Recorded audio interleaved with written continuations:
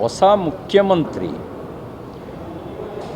ಕಾಂಗ್ರೆಸ್ದೇ ಸರ್ಕಾರ. ಕಳೆದ 3 ವರ್ಷದ ಹಿಂದೆ ಇದ್ದಿದ್ದು ಕಾಂಗ್ರೆಸ್ ಸರ್ಕಾರ, ಮುಂದೆ 2 ವರ್ಷಗಳ ಕಾಲ ಇರೋದು ಕಾಂಗ್ರೆಸ್ ಸರ್ಕಾರ. ಉಪಮುಖ್ಯಮಂತ್ರಿ ಆದವರು ಮುಖ್ಯಮಂತ್ರಿ ಆಗ್ತಾರೆ, ಅಷ್ಟೇ ಬದಲಾವಣೆ. ಕೆಲವು ಮಂತ್ರಿಗಳು ಬದಲಾಗ್ಬೋದು. ನೀತಿ ಬದಲಾಗುತ್ತಾ? ಕಾಂಗ್ರೆಸ್ ನೀತಿ ಭ್ರಷ್ಟಾಚಾರ ಮುಕ್ತ ಆಡಳಿತ ಕೊಡುವ ವಿಶ್ವಾಸ ಇದೆಯಾ?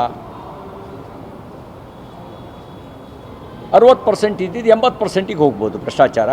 ಇನ್ನೊಂದಷ್ಟು ಸರ್ಚಾರ್ಜ್ಗಳು ಸೇರ್ಕೋಬೋದು.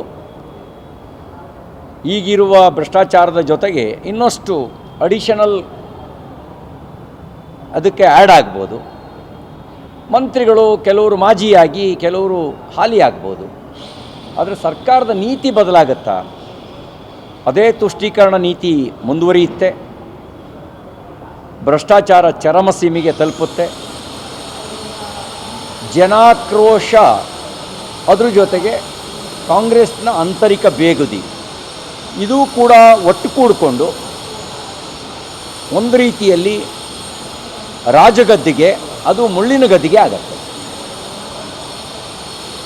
ರಾಜಗದ್ದಿಗೆಯಲ್ಲಿ ಕೂತವರು ಅವರು ನೆಮ್ಮದಿಲಿರೋಕ್ಕಾಗಲ್ಲ, ರಾಜ್ಯದ ಜನರನ್ನು ನೆಮ್ಮದಿಯಲ್ಲಿ ಇಡೋಕ್ಕಾಗದೇ ಇರುವಂಥ ಪರಿಸ್ಥಿತಿ ಬರುತ್ತೆ ಅಂತ ಅನಿಸುತ್ತೆ.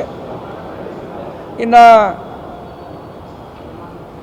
ಹೊಸ ಹುಮ್ಮಸ್ಸಿನೊಂದಿಗೆ, ಹಳೆಯ ಅನುಭವದೊಂದಿಗೆ ಅಧಿಕಾರದ ಚುಕ್ಕಾಣಿಯ ಹಿಡಿಲಿಕ್ಕೆ ಹೊರಟಿರ್ತಕ್ಕಂಥವರಿಗೆ ರಾಜ್ಯಕ್ಕೆ ಒಳ್ಳೇದು ಮಾಡುವ ದೃಷ್ಟಿ ಕೊಡಲಿ ಅಂತ ನಾವು ದೇವರಲ್ಲಿ ಪ್ರಾರ್ಥನೆ ಮಾಡ್ತೀವಿ. ಇಲ್ಲದೇ ಇರೋದು ಉಳಿದಿದ್ದೆಲ್ಲ ಕ್ಷಮತೆ ಇದೆ. ರಾಜ್ಯಕ್ಕೆ ಒಳ್ಳೇದು ಮಾಡುವ ದೃಷ್ಟಿ ಒಂದು ಬಂದುಬಿಟ್ರೆ ಉಳಿದಿದ್ದೆಲ್ಲ ಕೆಪಾಸಿಟಿ ಇದೆ. ಆ ದೃಷ್ಟಿ ಇಲ್ಲದೆ ಹೋಗ್ಬಿಟ್ರೆ ಮತ್ತು ಇದೇ ಪರಿಸ್ಥಿತಿ ಮುಂದುವರಿಯುತ್ತೆ.